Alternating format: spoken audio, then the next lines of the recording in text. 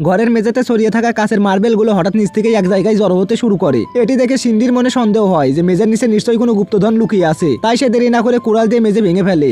কিন্তু গুপ্তধনের বদলে সেখানে পাওয়া যায় একটা রহস্যময় পুরনো কুয়া, যেখানে বহু বছর আগে ভয়ঙ্কর ভূত সাদেকার মৃত্যু হয়েছিল। সিন্ডি কুয়ার ভিতরে তাকাতেই হঠাৎ তার পেছনে হাজির হয় সাদেকা।